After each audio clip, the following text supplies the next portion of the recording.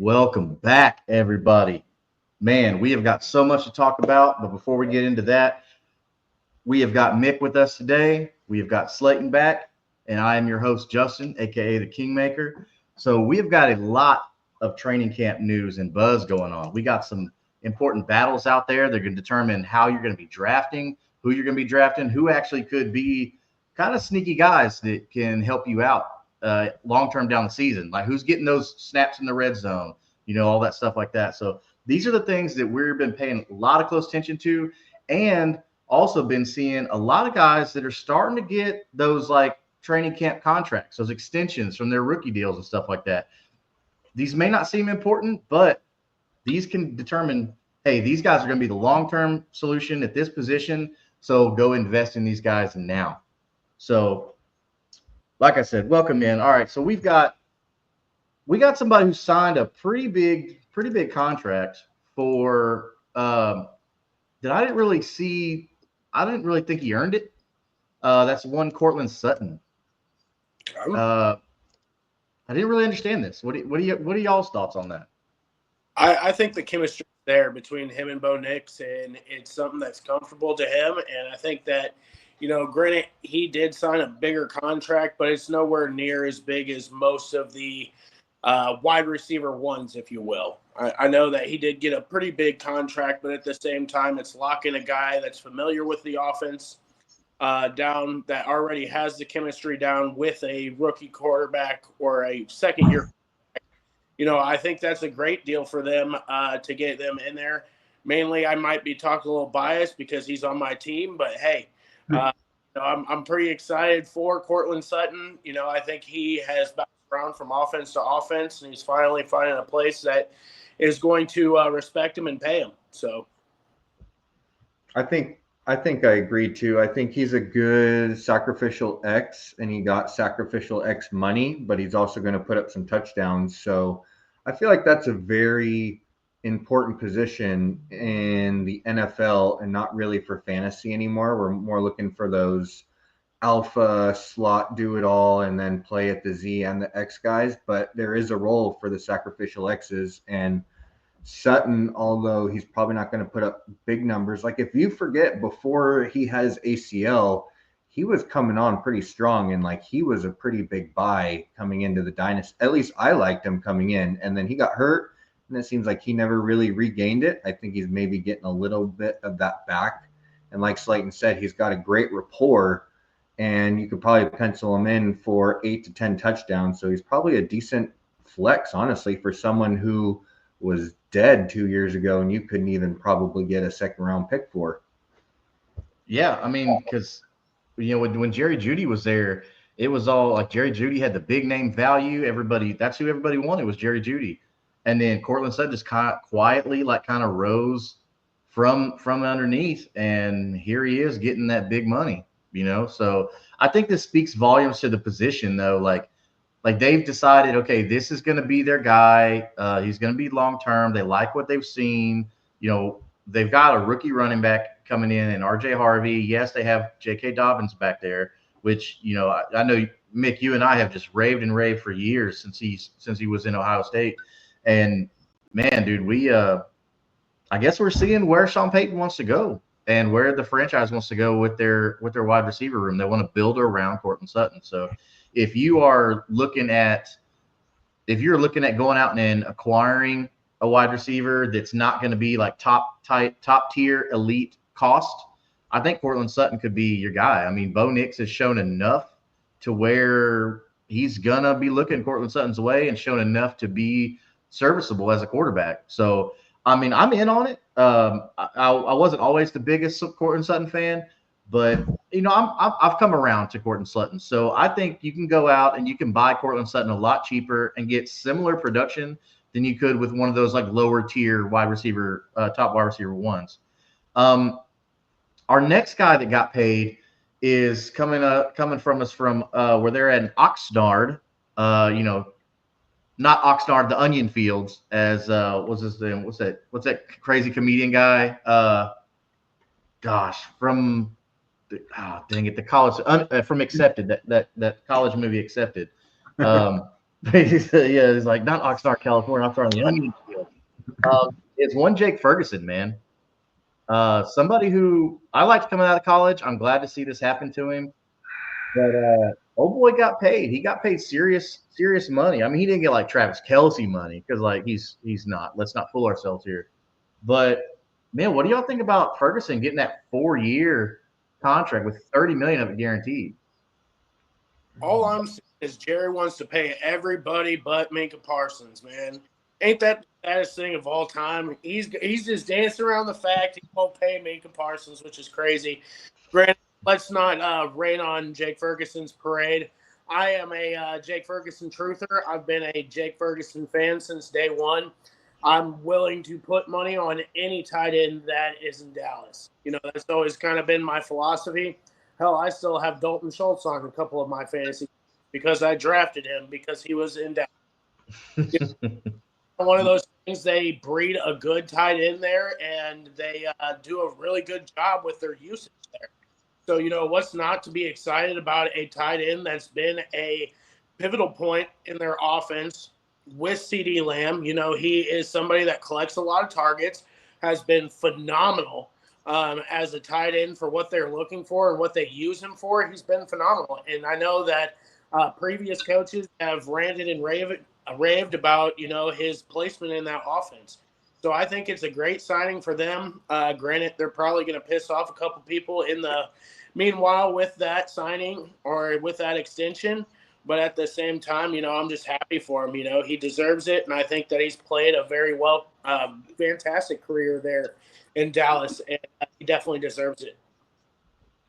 I'm kind of lukewarm on that situation just because Pickens is now there. So in order to be a top tight end, you need to be getting a lot of targets, which he probably still will get. What do you think? 90, 100 targets. So that's pretty decent. But I don't think he's the number 2 there anymore, where he always has been the number 2 since he started. So I'm lukewarm on the situation. I think if you have him, he's got life again, and you can start him with no problem, which I don't mind at all. Or maybe I'm looking to try to cash out on the name value now since he just got a bump. I always like in Dynasty, I always like to take players that were once dead. They get a little bit of life, and when that little bit of life comes, people will normally try to hold on to that player. I'm one to where if they were dead and they regained any bit of value, I'm selling right away. So maybe I would try to take him and package him with another 2 and maybe go up a tier, but then you're really not going up a tier. Like, can I use Ferguson to get to Laporta? Probably not, but now maybe the conversation's there and you can start there a little bit. But in terms of redraft, I don't mind waiting and taking Ferguson probably late. And I don't know what his ADP is, but I wouldn't mind him being my tight end in redraft. Great late, and he really for a late round time that you kind of fall apart at the seams while you're drafting. You kind of have to pick somebody up late. He always does the trick there. But now tell me if I'm crazy, though. Like, looking back at a Dallas offense, I really don't feel like they've used a whole lot of 2 wide receivers. They've never really had a wide receiver 2. It's always been a wide receiver 1 and a tight end that's always, you know, developed there. So I'm interested in what they really do there with Pickens. You know, I'm excited, and I hope that they change their ways on how they run that offense. But it's always been a tight end love there. So I'm interested to see both sides of the coin there.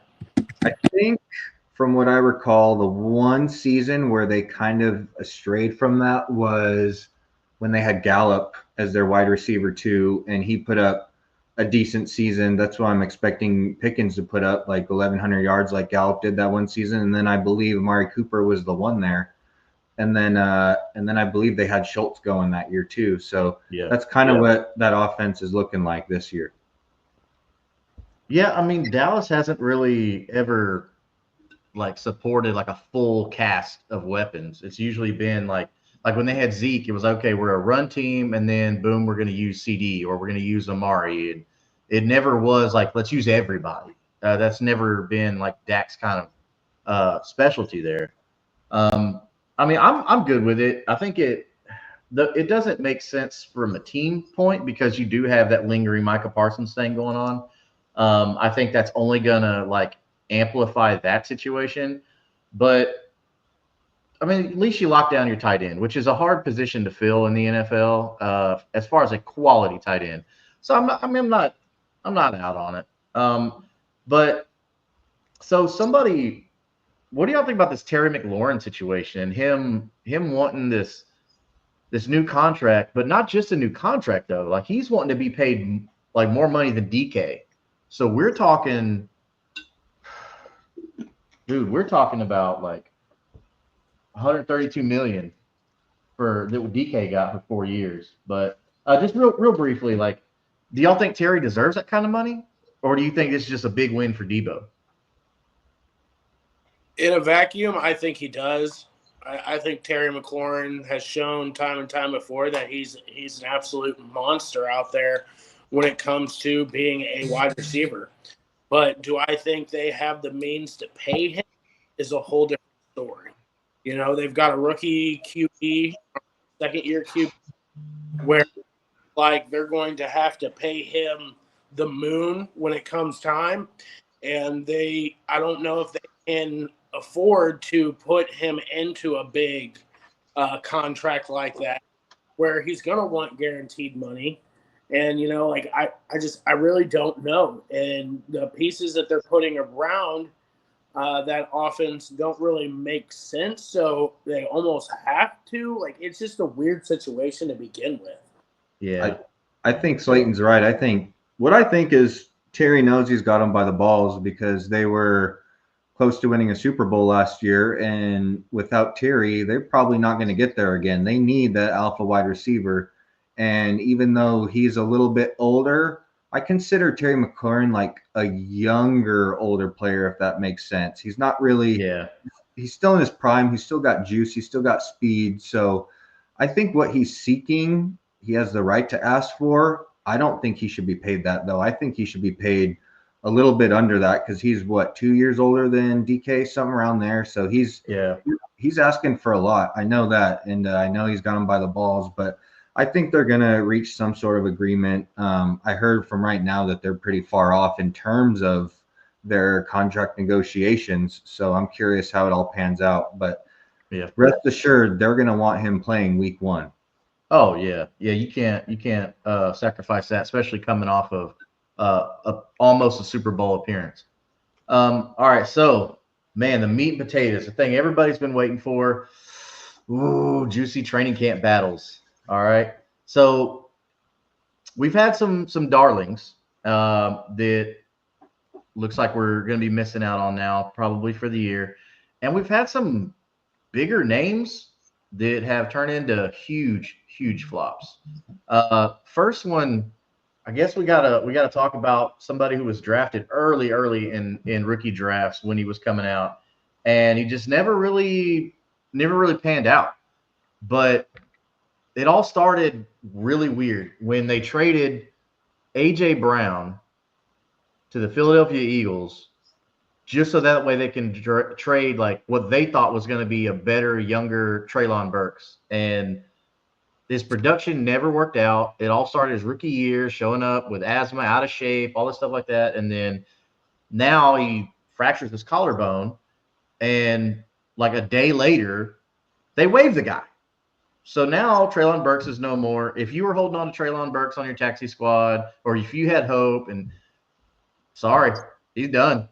Treylon Burks done, bro. Roses, you know. This just spells a success for Calvin Ridley. I mean, it does. Go get Calvin Ridley on the cheap. It R.I.P.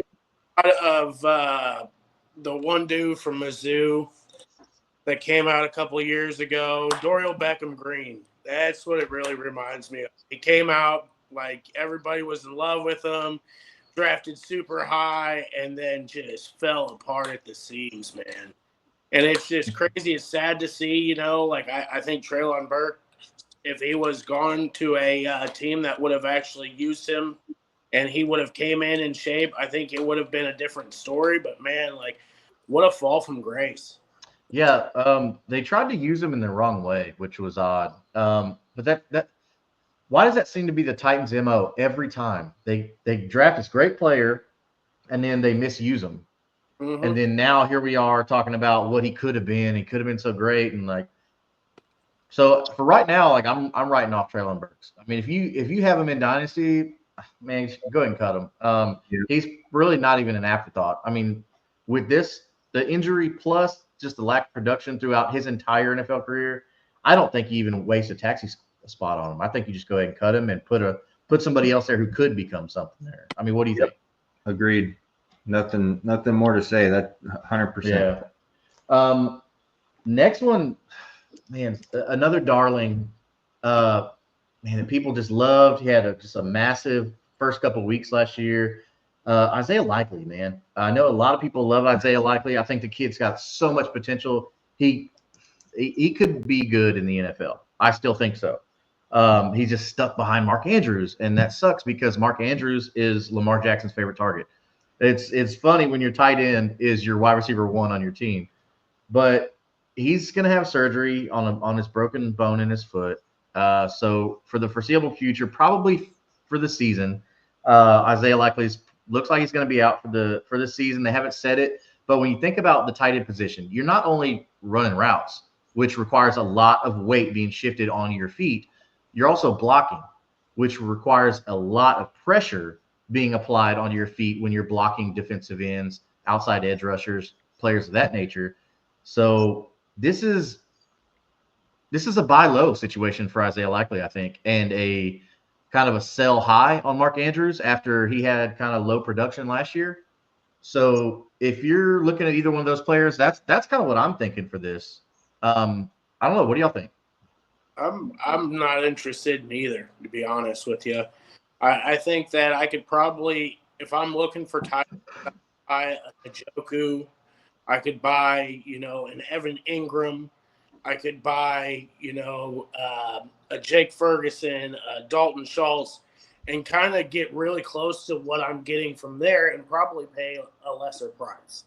Likely seems to have that big name price tag. For what reason, I don't know, but I feel like I see the same song and dance every year that, oh, it's going to be Likely's year, he's going to be awesome, and then it's like a fall from grace. And he was looking like it was going to be primed after his production he had last year, getting more work in the offense. Now, yes, I get it. Mark Andrews was hurt, so I get that, but Likely was up to either be traded or to become a free agent and go somewhere. I mean, the kid's only 25 years old. For a tight end, I mean, that's just now getting in their prime. He's just now learned the NFL, and boom, now he's off running, and then now we have an injury here to set him back. Like, I 100% believe this is a buy low situation on Isaiah Likely. Because you got to think, if you have an IR position, boom, there you go. Stash him on IR for the season. I'm kind of in on that. I think, man, if you had Likely, you probably weren't depending on him as your tight end one, so he kind of stays in the same slot on your roster. And if you had Mark Andrews, he gets a bump now because last year he averaged before his injury, he was a 80 to 90% route runner. And then when Likely started coming on and when he was injured, he went down to 60, 70%. And that's why he had a down year last year, aside from the touchdowns. So now I do think that route participation goes up again. And I think Mark Andrews is going to be a viable starter because foot fractures are no joke. I mean, if anyone is listening to this, if they've ever broken a bone, like, bones take a long time to heal. Just because the bone mends and it gets ready, you're still running on that. I mean, I remember I broken fingers and stuff, and I wasn't able to punch punching bags or anything for like a year because that bone is still recovering. So I think Likely is going to be out for a while. I don't expect anything from him this year. I'm probably not even drafting him in redraft. And I think Andrews is going to take back his role this year. So it is what it is. If you want to sell Mark Andrews because he's got life again and he's going to have opportunity, and he's probably going to be putting up points as the staple, probably next to Flowers, it's going to be him and Andrews. So I think Andrews is going to be a good redraft player now that Likely is out of the picture. Yeah, and I like what you said, redraft. You made sure to say redraft because Andrews is up there when it comes to tight end age. He's not a Kelsey. He's not a Kittle. I mean, he was good. He's good. Don't get me wrong. But so with all the training camp battles going on, in every battle there's a winner and there's a loser. So who are some winners and who are some losers that y'all are seeing with this new all the news coming out of training camp? I've been seeing a lot about old Scat Pack, old Scataboo out Gosh, you and Bo Scatabo, man. here. You and freaking Scatabo. He looks good, man. He's a He warrior. does. Coach is talking highly about him. You know, he's getting some first team reps. I think it's only a matter of time before he starts eating into that role.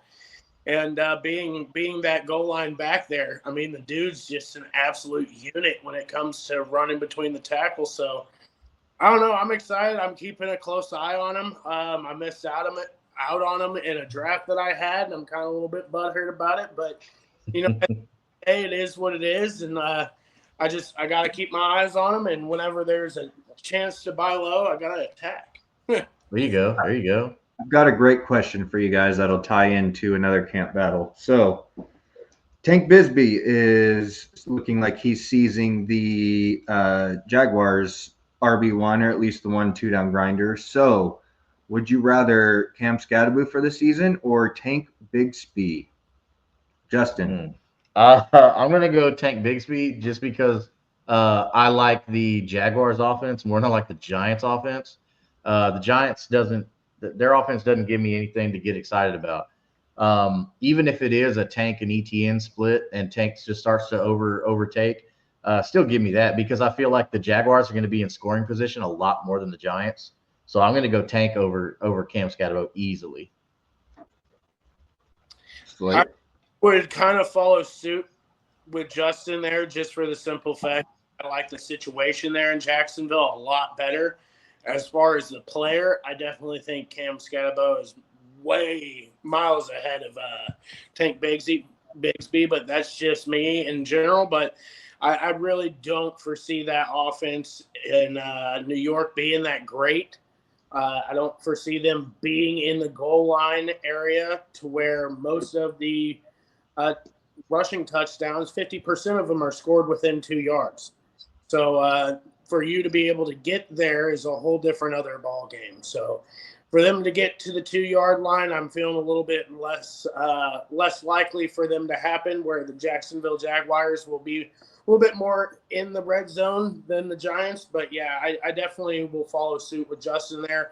Not by a long mile, but definitely by a little bit. So here's a thing that crossed my mind the other day, since I'm always a sicko and I'm thinking about these things. Since Tank Bisbee now has some value in Dynasty, could you take Bigsby and trade him for Scattaboo? I think you can because Tank. So Tank was always a good running back at Auburn, and he's got more name value. Plus, with Liam Cohen coming in, everybody thinks like, oh, we got another. He's going to be the new Bucky Irving kind of situation. And Cam Scatabo, I mean, he was like a low key, decent running back. And then that game against Texas in the college playoff, I mean, that's when he became a household name. I think Cam Scatabo's good, but man, Tank Bigsby. I got to disagree with you, Slayton. I think Tank Bigsby is a way better running back than Scatabo. I think Bigsby's good. I will not disagree with that. I think his upside is completely capped because he is not a pass catcher. So you're banking on the Jaguars offense being good enough to where he is putting in enough rushing scores to be a difference maker. But I think everyone that had Bigsby on their rosters already just got some life, and now you've got a flexible starter now in Bigsby, and so that's why my brain kind of went there. Whereas before you couldn't trade for Bigsby, and he probably wasn't entering your lineup. Now he's entering your lineup, but you weren't looking for that, so why not use him and try and get Scattaboo, who is going at 202? Just a thought. Help out the viewers. Yeah, that's all it's about. Us trying to help everybody decipher all this camp news and all this coach speak, because we know like so many times these coaches, these GMs, they're just talking out the side of their head. Then they're not going to tell you the truth. So that's where we have to come in and help y'all out and say, okay, is this coach full of crap? This is what this means. These reps are more important because the first team reps do matter. And how many of those reps are you getting? Is it you're only getting those reps because the starter ahead of you is sore, or why is that? So that's where we can help you out. So what's some other winners and losers that we're seeing coming out of camps? Because it looks like there's quite a bit of guys that are shining. I've got one for you guys to kind of loop into one of these as well. So I want your guys' honest opinion. Did any of you guys see the amount of money that Shedeur Sanders made off of just jersey revenue sales? No.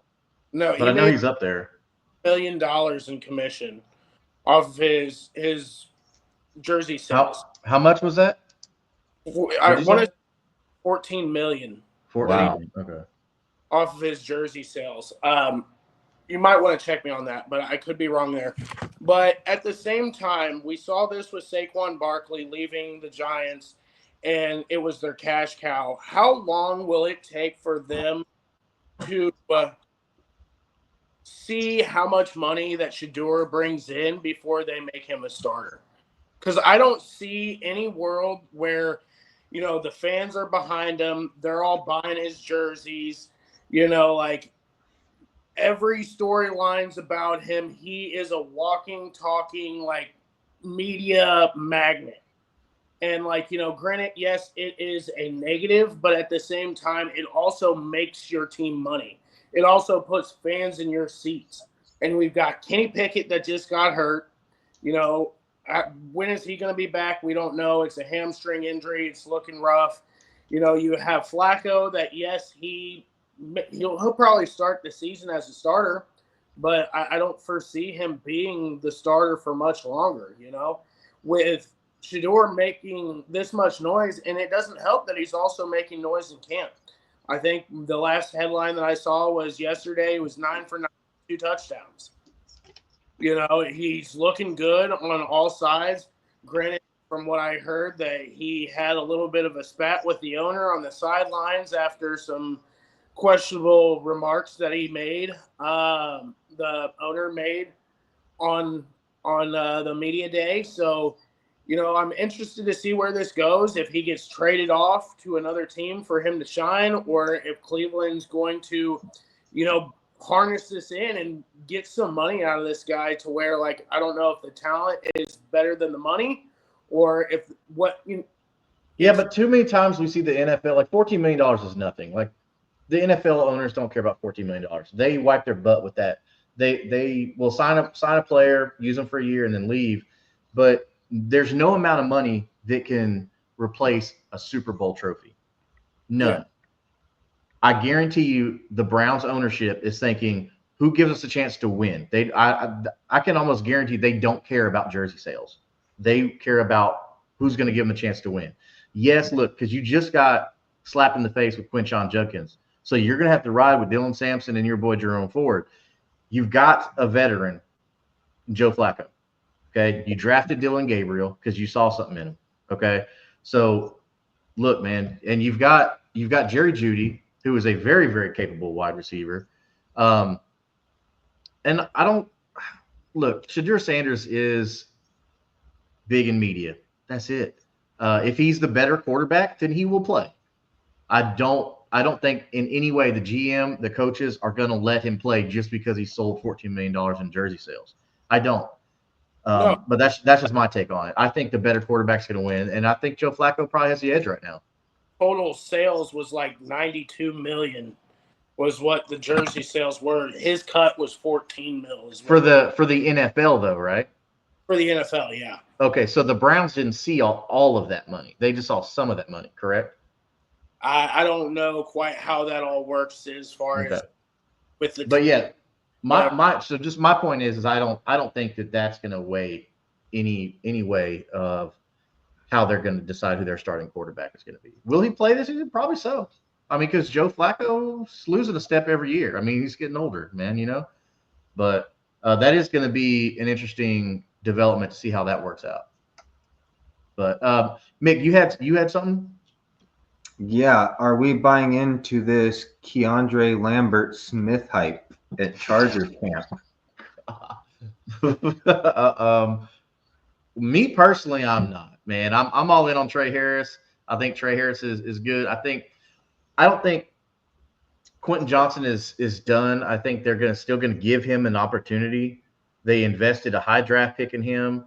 So I think Lambert Smith is a good backup plan. But I think as of right now, you've got Ladd, you've got QJ, and you've got Trey Harris.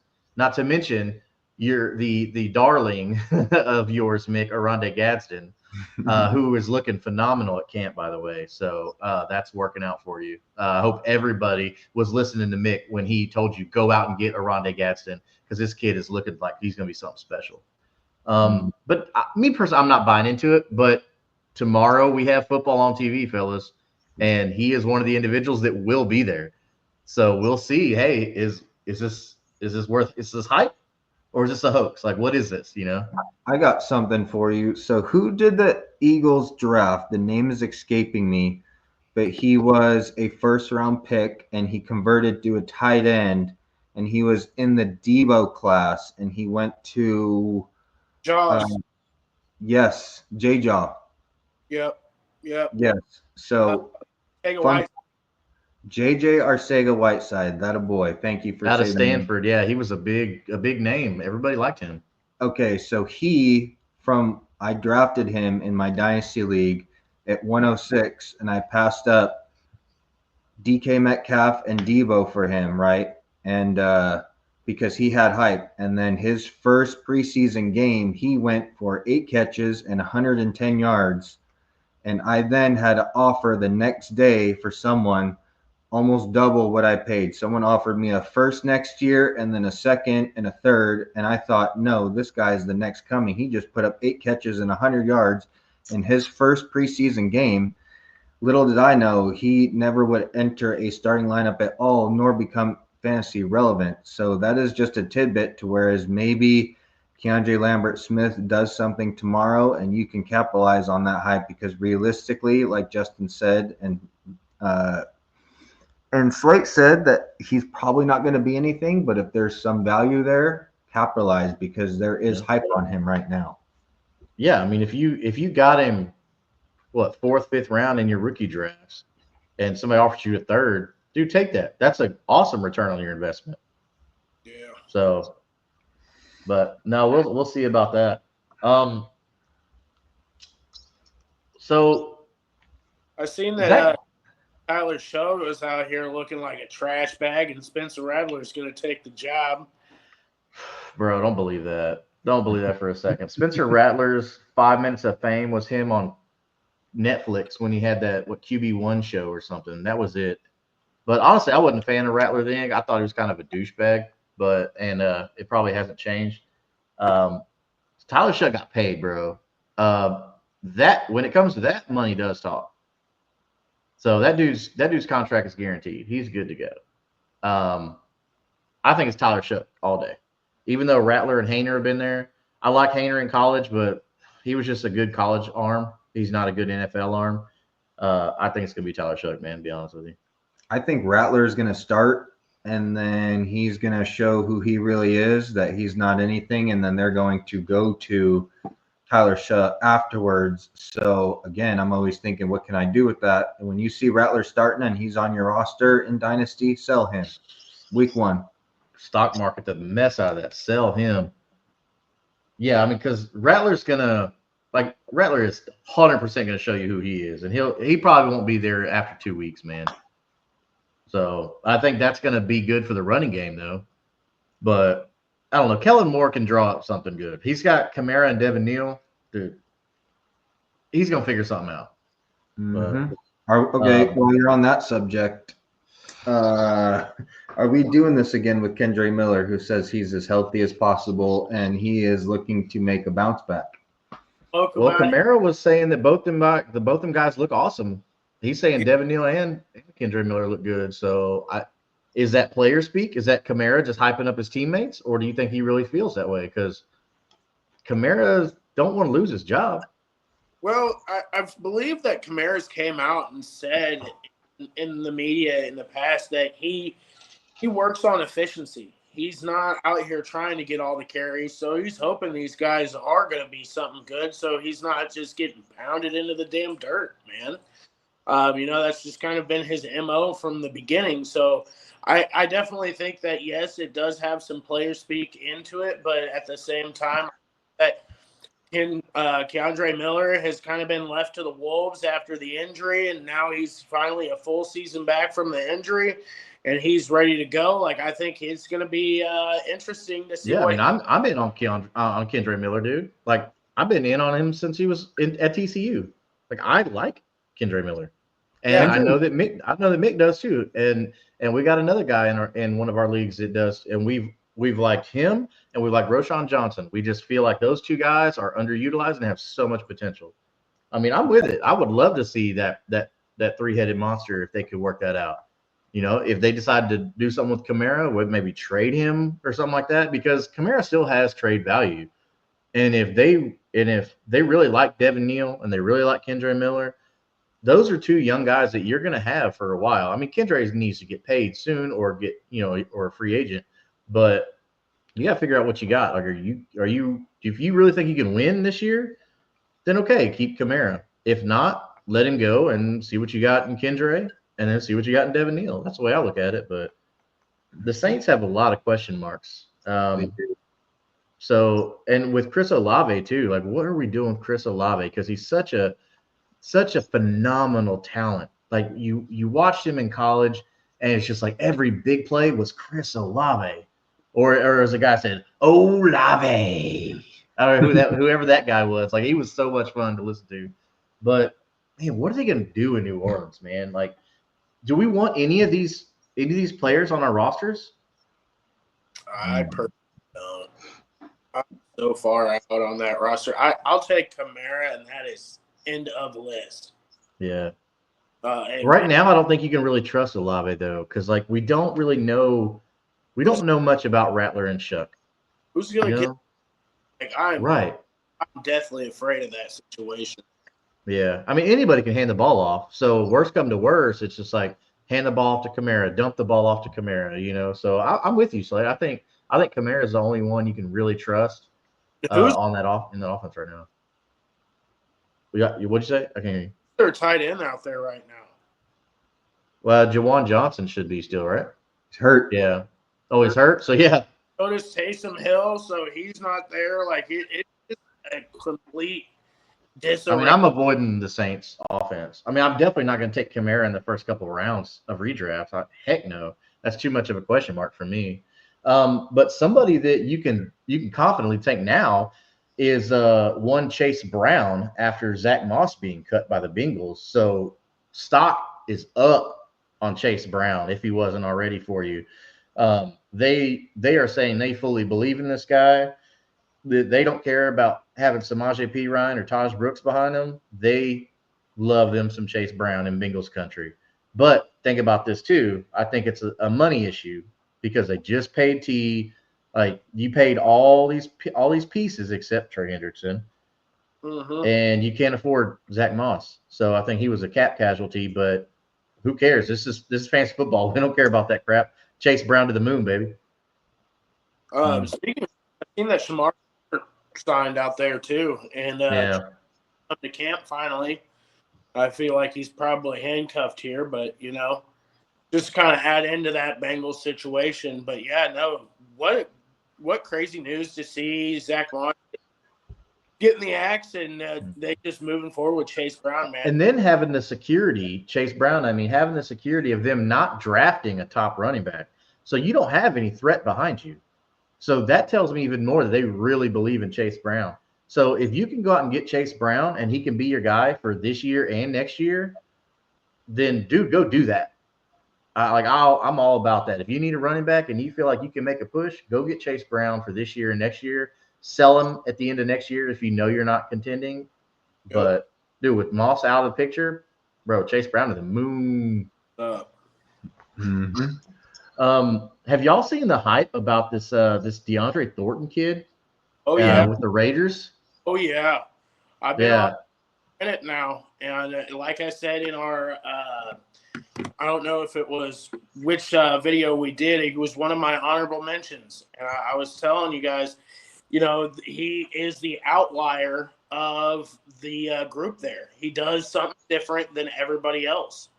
And I'm extremely excited. He's a true field stretcher. I think he's going to be a lot of fun to watch.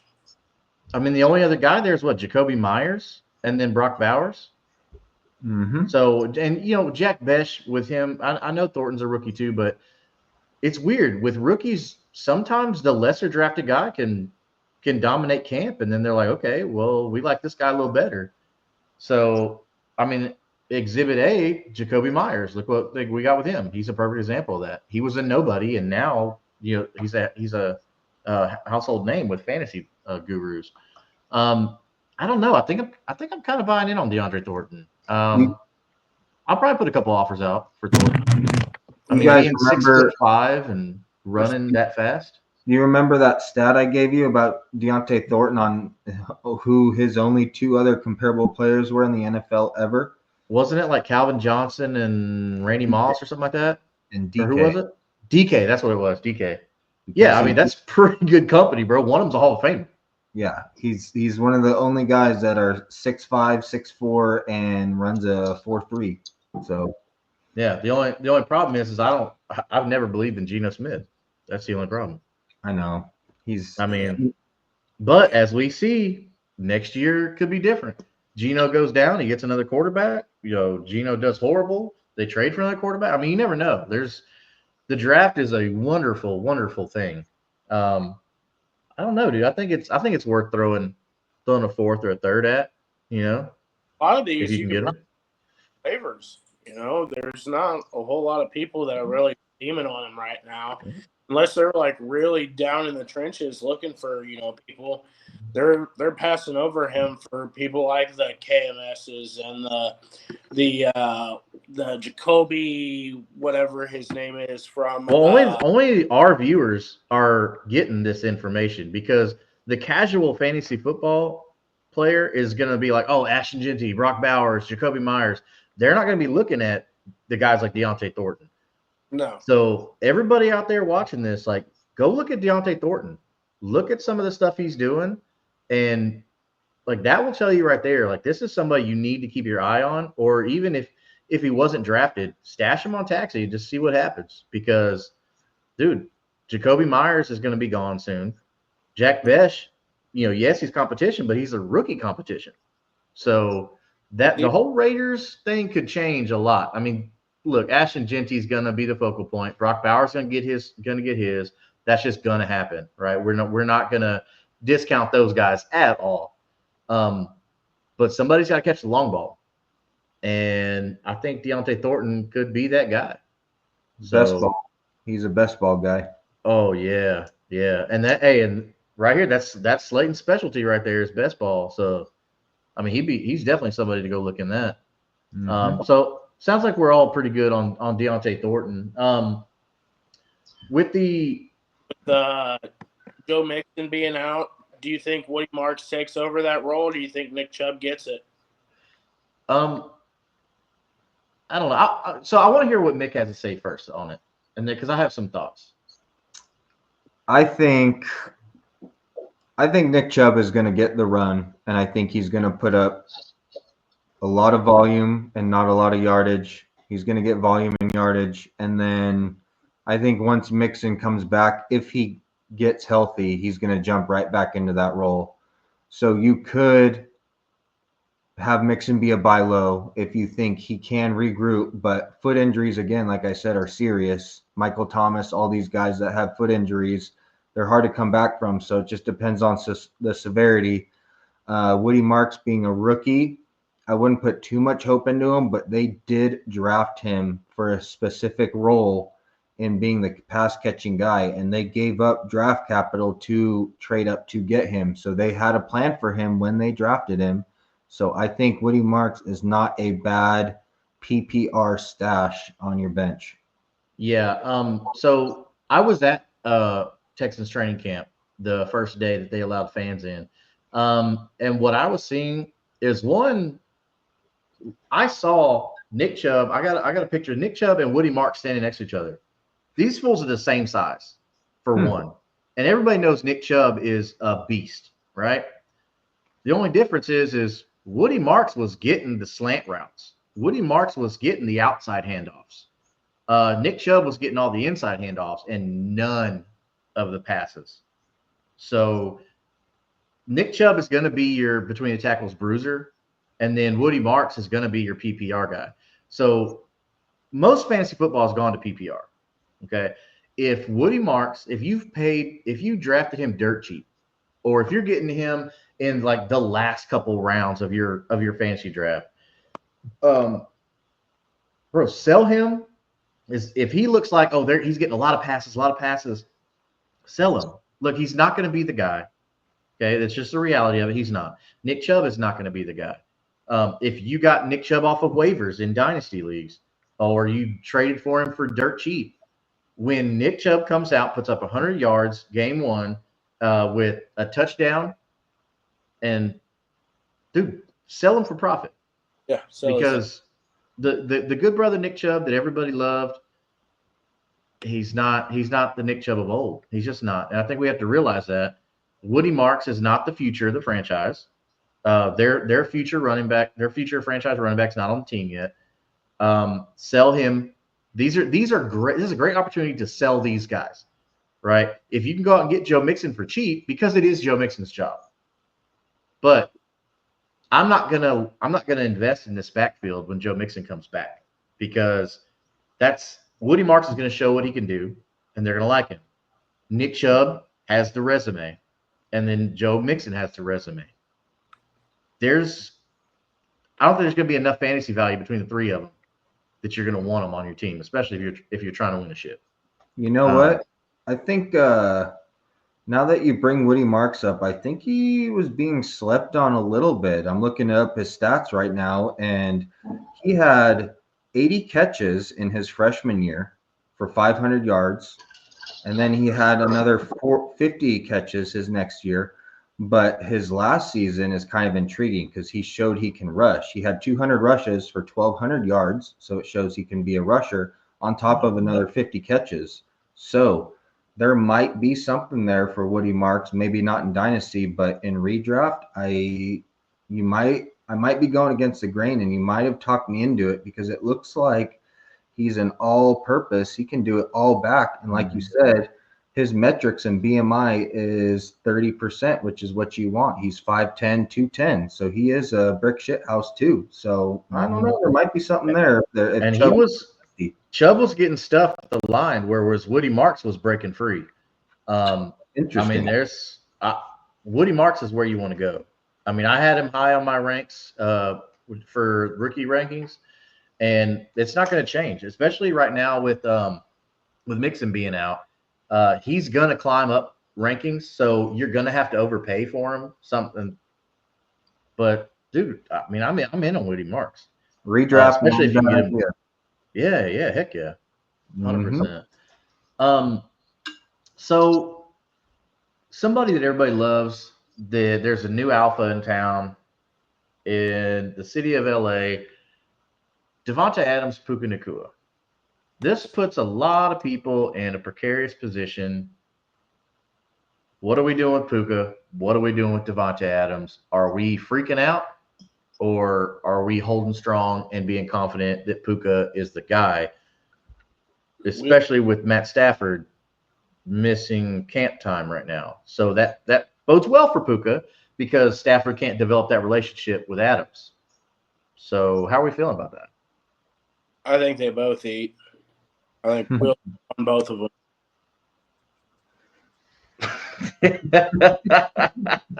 That's amazing. Oh, that's an awesome one, Brandon. Thank you for that. That's a good one. That's a good comment right there. Yeah. I'm not gonna lie.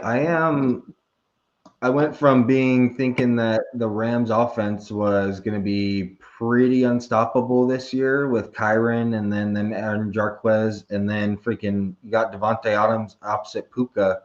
But it's kind of shown me that they might be a little bit risky now because back injuries are pretty serious, and Stafford is a tough SOB, and he's played through multiple broken back, vertebrae, all of that. He has. Yeah. So there's no doubt in my mind that he's going to be starting week 1. But a lot of smart people say never draft injured players to start your fantasy season. So if you're not drafting Matt Stafford, then shit, what are you going to be doing with Puka and Adams? Are you going to trust Jimmy G slinging them the rock? He hasn't given us much confidence the past couple of years in all his mini landing spots. So I'm not going to take him where we took him last year, that high. But Devontae hates Jimmy G. He got off of the Raiders because Jimmy G was throwing him into cornerbacks in the middle of the field too often. He said Jimmy G was going to hurt him and sacrifice his career. That's why he wanted to get the hell out of there. Well, now he's seeing him again. So how is that going to go? That's something Sean McVay's going to have to work out because that's crazy. But not a good situation. I think Stafford will be fine, but then again, there's a little bit of concern there. A little bit now, it's creeping in. Yeah, I mean, I would feel more confident with Puka than I would Devontae, just because Puka's younger. He's a lot faster. Devontae's a journeyman. Don't get me wrong, but he's got a receiver needs that relationship with their quarterback, and right now he's not getting it because the quarterback's not there. So right, good point. I don't know. This is a tough one. But wide receivers changing offenses, especially new teams, that's always difficult. It's rare that a wide receiver will go to a new team and then boom, the first year that they're there. But another offense that is looking a little rough right now is the Jets.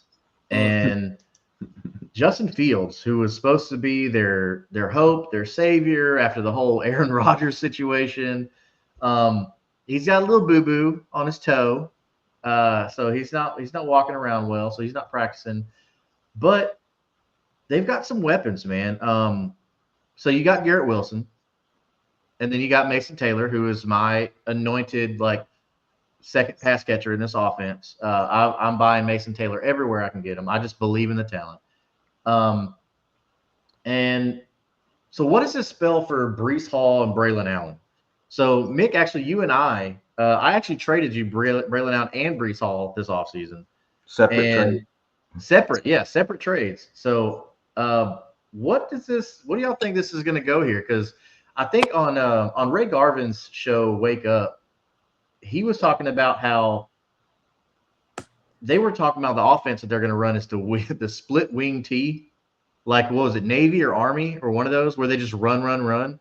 I mean, if all you have to throw to is Garrett Wilson and you have Justin Fields, who's a phenomenal running quarterback, and a great scrambling quarterback too, so that bodes well again for Mason Taylor. Are we loving this backfield right now? I mean, could both of these guys have predominant fantasy value? I hope so. I want to see Braylon Allen get a chance. I was hoping he was going to get drafted in Dallas. Well, that really pissed off. I hated Braylon Allen going to the Jets. Him going to the Jets, it was the same sentiment that I've had, of anybody going to the Jets. It's just, dude, I want no part of that. Well, it was one of those situations like when Tank got drafted behind Travis Etienne. Yeah. When Zach Charbonnet got drafted behind Kenneth Walker. It's like, dude, what are y'all doing? Why are you taking these good quarterbacks and putting them behind? I mean, these good running backs and putting them behind other good running backs that are better running backs. I hated that. And then Braylon Allen going behind Breece Hall, man. But you got to take him because he's an elite backup. The NFL doesn't care. I mean, I get it. They're going to draft good players that if their RB1 goes behind, they can put in their RB2 and not miss a beat. I'm not. Yeah, but our fantasy teams, we need points. We need these players. I know, and it's the way. But I don't know, man. I don't know. I believe in Braylon Allen. I believe in Breece Hall. If they do it right. So one thing that we've seen time and time again is when defensive-minded coaches that are especially former defensive players become head coaches, they like to lean on a run game because the old smash mouth way is you run the ball and you play good defense. That's the old school way of doing things. Dude, I think Aaron Glenn's going to do that. I think that's exactly what we're going to see in New York. I think we're going to see a lot of Breece Hall and we're going to see a lot of Braylon Allen. So players just like you, Mick, can go out there and they could probably start both of them. Mm-hmm. I mean, which we haven't seen in a long time, where you can start multiple players from the same team like we had with Kamara and Ingram, we had with Devontae Freeman and Tevin Coleman, and what we have now in Detroit with Jahmyr Gibbs and David Montgomery. So to have this potential again is different if you have some RB2, just some regular guy, right? But this ain't some regular guy. This is Braylon Allen, who was a stud ever since he was a freshman at Wisconsin. Rocking the number 0, by the way. Like, what? You got to be a man for that. And everybody knows Breece Hall, dude. So, I don't know. I'm in on it. What do y'all think? I really hope that one of them gets traded, because I'm about tired of these guys going to the Jets and just the Jets, Jets. Come on. Jets. Trade Garrett Wilson too. Just relocate something. I don't know. Do something. Sell the team. I don't know. But it's been the same old Jets for years, and it's been the same song and dance, and I hate to see it. Every player that I see that goes there, I just feel disgusted having to pick them in any draft or any facet of the manner. You know, with Fields being hurt for now, at least, I don't think this is last very long. But it definitely doesn't help that it's training camp and you've got new coaches in the building, and a new quarterback. It's not like he was here last year. So you've got a lot of new faces here. This is not going to be great for the passing offense. And I'm looking at Garrett Wilson here.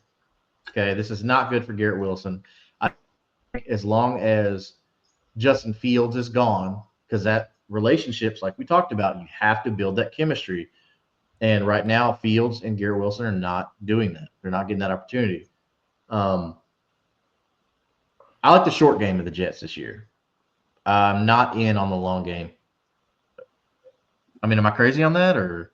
No, you're not. I agree. I think Vegas has already set Justin Fields' prop line for passing yardage historically low. So they're already anticipating him not passing very much. It's historically low. I think it's below 3,200 yards. So that's Wilson's going to eat, and then Taylor's going to eat, and then Reynolds will probably catch like 400 or 500 yards, and that's about it. So I'm actually curious on what they can do if they're going to be able to run a dual split.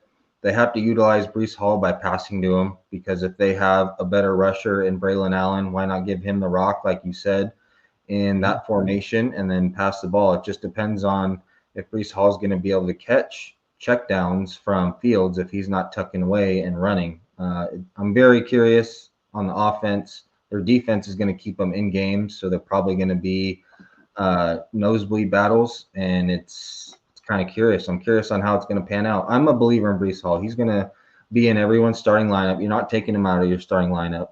And then we'll have to wait a couple weeks with Braylon Allen, whether you think you could flex him if they're showing that he's getting 12-ish carries a game and converting some of those. And he's not a bad pass catcher either, so he could probably catch some dump offs. So time will tell. We'll see. It's a very interesting offense. Yeah. So another very interesting offense that was kind of a sweetheart for everybody last year is the Buccaneers. So Baker Mayfield, the resurrection is alive and well. We're seeing a new Baker, a new rejuvenated Baker. Is that going to continue without Liam Cohen? I guess we'll find out. Chris Godwin still doing rehab on what was a ankle injury last year that he's still dealing with. So this opens the door for more reps for somebody that, if you are in the Devy community, you know this name, you know it well. It is one Emeka Egbuka, and he is, dude. I can't tell you enough how much good stuff I see about him all over Twitter, man. He's just killing it. But no, nobody here and nobody with a right mind looking at these rookies and watching film thought that Ibuka would do bad. It just sucked that he was behind Evans and Godwin. That's the only thing. That's the only thing people were upset about. But hey, this goes to show anything can happen. And here we are. Ibuka is looking like a freaking diamond that was never in the rough. So I don't know. Is this bad for Godwin or good for Ibuka, or what are we feeling? Like, I'm just so excited for Ibuka, man. He's gonna be so much fun to watch, and just with Chris Godwin being out right now, and him having time to build that chemistry with Baker, I really think that this is gonna be so much fun for them to kind of blossom and see what happens with him. But Ibuka, you've seen it from college. He was able to put up 1,000-yard seasons, over and over and over with fucking people around him that are rock stars in every aspect of the manner. And now, he gets to do it again. And I'm so excited to see what he got put into a phenomenal situation. And that's where, I really want to beat the drum on this, is that he got put into a great offense. It's not like he's going to a jet. It's not like he's going to, play wide receiver for the Baltimore Ravens. He's going to somebody that's going to utilize him as the wide receiver, and utilize him to, his fullest potential. And I'm so excited for it, man. Yeah. I think Baker's pretty happy about that. Yeah, I'm pretty happy about it. That just goes to show, always draft talent, not the situation. Always draft talent, not the situation. You got to tell yourself that every single year, because it comes to fruition every single year. It seems like, and it even seems like the fantasy gods or the NFL gods will repay you on that, because it seems like every single time you draft someone in a bad situation that has the talent, someone ahead of them gets hurt that year. It happens every single year. And now Ibuka is slated to get with Baker, who has found new life. And I'm a Baker guy. I think he had we talked about it earlier. He was meeting girls in his pie wagons and stuff, but now he's grown up. He's got a family, and he's just going to show that he is the truth. And he probably won't have 40 passing touchdowns again this year, but we all know Baker is a rock solid passer now, and Ibuka is going to eat. And I think people are kind of sleeping on Evans too. Now that I'm thinking about it, I'm kind of sleeping on Evans too. I don't know how I'm going to be taking him in redraft, but now that Godwin's out of the picture, Evans is going to be the number one again. So he's probably going to put up 10 plus touchdowns if he stays healthy again for another damn year. Hey, I'm glad I got him in at least one of my dynasty leagues. So. I got for us. Should we start buying up on Jalen Royals right now? Because it seems like they're not going to have any wide receivers by the start of the season. I don't know. The stuff with Rashee Rice is pretty crazy. Yeah. And we got Worthy that's dealing with concussions and all sorts of stuff already. We got Hollywood Brown that got carted off the field. It's just complete disarray right now, and I'm loving it. You're gonna have Keenan. They're gonna be calling Keenan Allen. Shoot, they might. Juju. Who would they trade for? Yeah, they'd be calling Juju back. At least he knows the offense, which I wouldn't buy. I wouldn't buy that for nothing. They got Hopkins, but what's Hopkins anymore, right? Ravens. Yeah. Travis Kelce's supposed to be in the best shape of his life. As we hear that so many times, I'm so tired of hearing that crap. Yeah, they've been sorts of clips of him catching 3-yard ends. Come on now. Just ball sling across the field. I'm like, that's what he does. Big surprise. Thanks.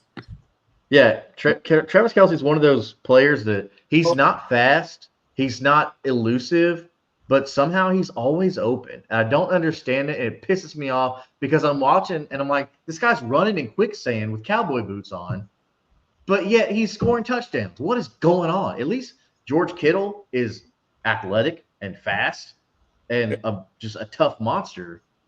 But it was like Gronk, the same situation with Gronk. It's like, dude, slow as can be, but somehow he's scoring touchdowns. What is going on here? Session. But no, I'm drafting Kelsey in redraft because the price on him is low. So why not take a stab at that? And to get back to Slayton's point for Royals, he was a pretty good darling for the Twitter community. People did like his prospect profile. The only thing that gets me off of him is the NFL told us that they didn't believe of him. They passed him up until he went in the 4th round, I believe. So I I think there might be a role with him because Hollywood Brown has proven that he's not going to stay relevant. He gets hurt every single year. What could have been with him? I think he might be done for the season with an ankle injury. So, I mean, Royals could get some run, but I think once Rashee Rice comes, it's going to be the Rashee Rice show. But until then, Kelsey's going to basically be the counterpart like Mark Andrews. He's going to get some run in the beginning of the year. So you got to buy in. If he is lean again this year. He did lose weight. He does want to make a comeback. I think last year in the offseason, he was partying with Taylor Swift after the Super Bowl. He really didn't give a shit about the upcoming year. He was fat. Bro, he had the dad bod going on, and he wasn't even a dad.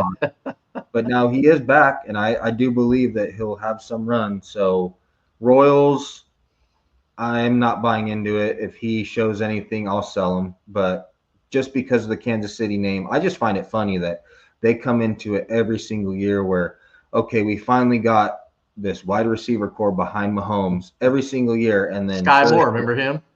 Every time they come in with 3-4 good receivers and they think, okay, this is the year for Kansas City. Mahomes is going to go back to that 50 touchdown year. And they just have terrible, terrible luck every single time. So I think all this just spells Travis Kelce in redraft or best ball. I mean, because obviously you don't want to go buy him long term for dynasty because the dude could retire after the season. But I think this is more of like Pat and Travis are just like, hey, bro, let's do it. Just you and me, let's run it back. And then boom, they go out and do it with all the question marks, because you got these young kids that can't get right, man. So you got tried and true over there, Mahomes and Kelce. But as far as Jalen Royals, no, I'm not really buying into all that. I would wait and see what's going to happen with Rashee Rice, but his value right now is crazy high. I mean, people are wanting a lot for Rashee Rice. I'm not willing to pay it. I like Rashee Rice. Don't get me wrong. I do like Rashee Rice, but I'm not willing to pay it right now because, yeah, you may have him this season, but what happens if he misses half of next season and you're a contender? You can't afford that if he's your wide receiver one. I think it's best case scenario, though. I own Rashee Rice in a couple leagues in Dynasty, and my hope was that he would not get suspended, or he would get suspended this year at the beginning of the year, because why not? He's coming off an injury. This is the perfect time for him to get suspended and miss games while he's still getting healthy. It wouldn't do us any good if he was available week 1 and playing, and then they suspend him next year to start the camp when he's 100%, So I do kind of find it good as the best possible scenario for Rashee Rice getting suspended right now. I do like it, honestly. Yeah. Yeah, the Chiefs are going to be interesting. I think Mahomes is also going to have a chip on his shoulder, with him kind of falling out of that like top quarterback one, tier. So I think he's going to come back in and because they haven't really performed like the Chiefs, the Patrick Mahomes led Chiefs. So that's going to be interesting to see. But so this, man, we've covered a lot of training camp battles, our winners, our losers, who got paid, who's still trying to get paid. Man, this has been an awesome show. Hopefully a lot of you out there can take some of this knowledge and go forward into your dynasty leagues. Put some offers out there for some of these players that we think are going to be good buys.